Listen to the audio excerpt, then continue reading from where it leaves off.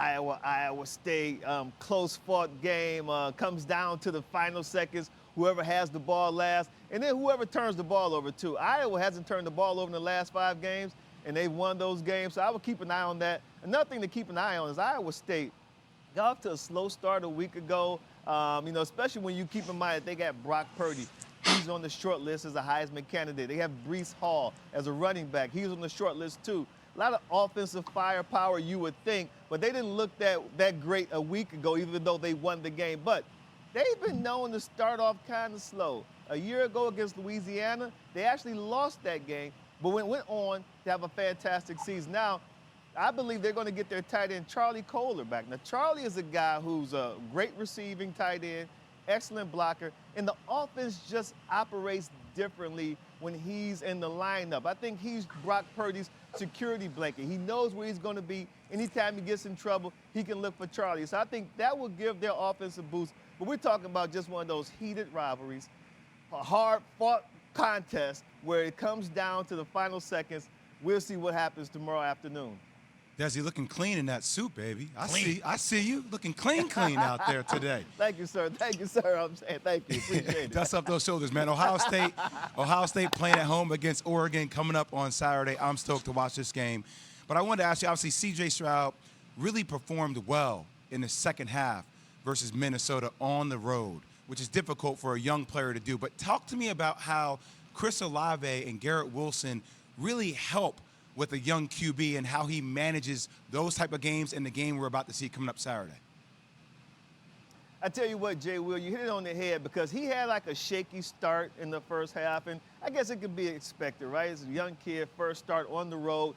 But the second half, he played much better. It seemed like he settled in. He was more comfortable. I give a lot of credit to Ryan Day, the head coach, who's also the play caller, because I thought he changed the game plan in the second half to get his young quarterback, C.J. Stroud, a little more comfortable. When you look at the receivers, Garrett Wilson, Chris Olave, what their job is to just, hey, C.J., get the ball into our hands, high percentage throws, and let us do the rest. Let us get those yards after the catch. And that's what they were able to do in the second half. And if people really paid attention in the first half, C.J. made an incredible throw down the right sideline, and Garrett Wilson actually dropped the ball. Mm-hmm. And people didn't talk about that. It was like it was an air throw. It was a great throw by C.J., but Garrett Wilson dropped the ball. When you drop the ball like that, it kind of takes away some of your young quarterback's confidence. You have to make those plays. So in the second half, Ryan Day said, listen, let me get those high percentage throws, get the ball into these playmakers' hands, and let them do all the work. And that's why they were successful in the second half. Now, you're going up against a different monster, though, when you go up against these Oregon Ducks, because they were able to out-athletic Minnesota, because they got better athletes than Minnesota does. I don't think that's the case with Oregon. Now, I'm really, really I don't want to say upset, but I wish Kayvon Thibodeau would come into this game 100% healthy. Obviously, he's the best defensive player in all of college football. He can wreck a game plan from a defensive lineman point of view, and he got rolled up on. I think he'll try to give it a go, but we don't know what percentage he's going to be. Is he going to be 70%, 80%, if he's able to play in the shoe tomorrow against Ohio State?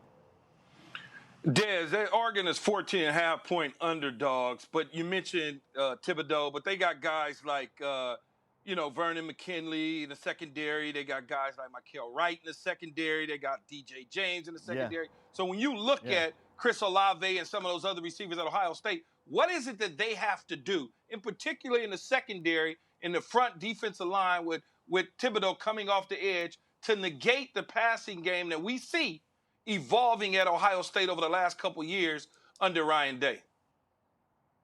Well, Keyshawn, man, you've played a lot of football, so you understand that in able to affect a young quarterback, you want to mix up some of the coverages. You want to show him things that he's never seen before, and you want to also bring pressure from different areas and make him have to think, where is this guy coming from? Don't forget, Thibodeau is a guy that the quarterback, every time he walks up to the line of scrimmage, you pointing out this guy. There he is over there.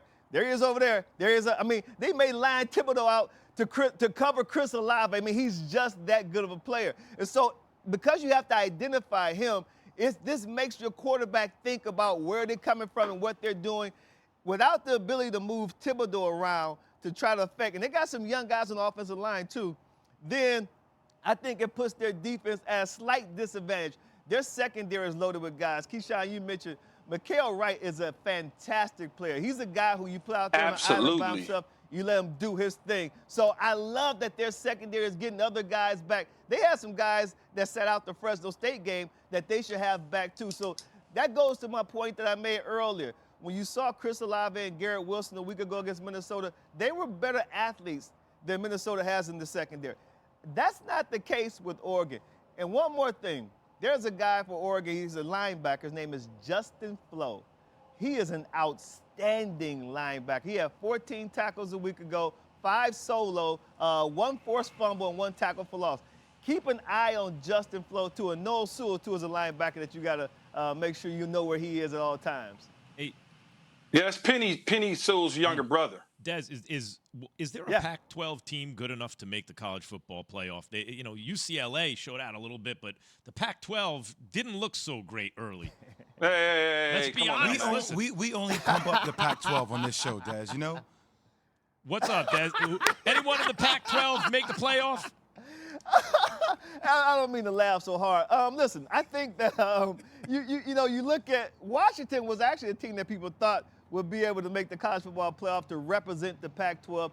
They lost early. They lost a week ago to Montana. And in Oregon Ducks, I think that, you look at this defense. If they say defense wins championships, they have superstars at every level that I think can affect the game. So Oregon's offense can come out. Everyone's talking about Oregon's defense.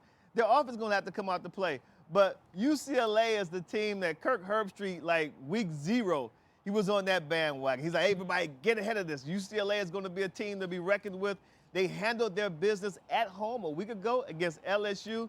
So keep an eye on Chip Kelly and the Bruins because they just might make enough noise to get into the college football playoff. Thanks for watching ESPN on YouTube. For live streaming, sports, and premium content, subscribe to ESPN+.